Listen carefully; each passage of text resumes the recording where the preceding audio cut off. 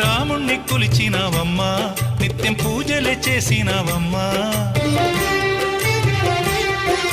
రాముణ్ణి కొలిచినావమ్మా నిత్యం పూజలే చేసినావమ్మా గూడు చెదిరిపాయ గుండెల విసిపాయ గూడు చెదిరిపాయ గుండెల విసిపాయ కొలిచిన రామయ్య కొండ దిగిరాడాయే వందనాలమ్మా అమ్మా వందనాలమ్మా